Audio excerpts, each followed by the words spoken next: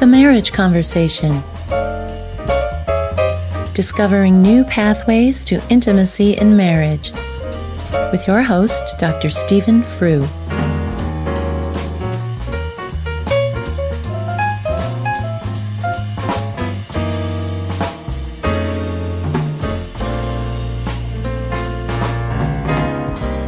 Why do some hurtful experiences pass us by? We seem to let them go easily, and others circle around, recycling the hurt, anger, or deep disappointment. This is Stephen Frew. Welcome to the Marriage Conversation. Resentment is the revisiting of a painful experience. We recycle hurt, disappointment, or betrayal because perhaps we aren't sure we have felt it deeply enough.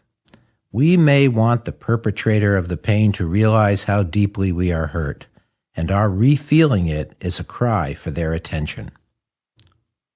What we know for certain is that resentment doesn't do what we want it to do. As a strategy, it simply doesn't work.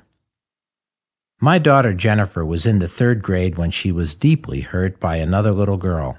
I was between careers. I had left the ministry, and I was painting houses and going to graduate school for an advanced degree in psychology. One afternoon, as I pulled in the driveway, Jennifer came running out to my truck, tears streaming down her face. "What's the matter?" I said. "I feel like Sophie doesn't like me," she sobbed. We walked together into the house and into her room, where, sprawled on her bed, she told me the story. Her best friend, Sophie, stopped talking to her, wouldn't play with her, and completely ignored her for most of the day. I was in my first year of psychotherapy, and I offered advice. I said, "Did you tell Sophie how you feel?" "No," she said. "Well, why don't you tell her how you feel about how she's acting?" "Okay, Daddy," she said, and her sorrow lifted.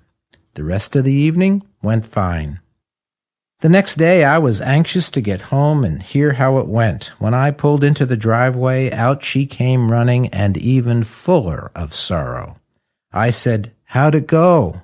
She sputtered to me between sobs, "I said to Sophie, I feel like you don't like me anymore. And Sophie turned to me and said, 'That's right, Jennifer, I don't like you.'" We had a long and sorrowful evening. I felt terrible for her. My advice had only made things worse. Perhaps, I thought, truth isn't such a good thing after all. On the 3rd day, I was aware of her all day, wondering how she was coping with her sorrow. If she and Sophie talked, my heart was heavy for her. That evening, when I pulled into the driveway, anticipating her sorrow, she didn't come out to the truck. I went into the house, and she was playing on the living room floor. I tentatively offered, "How'd it go today?" "Fine," she replied. I paused, then tried again. I mean, with Sophie." "Oh, we played together. We're best friends again." Resentment occurs because we didn't or couldn't deal with the situation right when it happened. We store it in a compartment, perhaps so we can remind ourselves that we do feel deeply.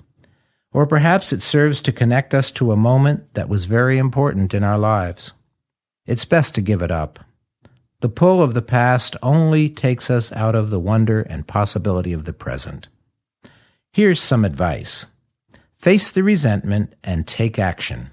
Write a letter or record your strong feelings, even if you never intend to take them to the Sophie in your life. If the resentment is with your partner, don't let another day go by. Make an appointment with them. Lay it out. Speak your truth. And then let it go. If this is too big an issue for the two of you to do together, call a psychotherapist and get some help with it. If this conversation interests you, go to themarriageconversation.com. This is Stephen Frew. Thanks for listening.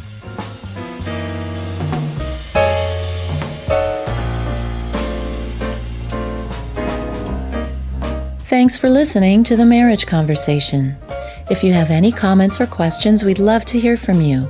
Send your emails to Stephen@marriageconversation.com or leave a comment on the blog at www.marriageconversation.com.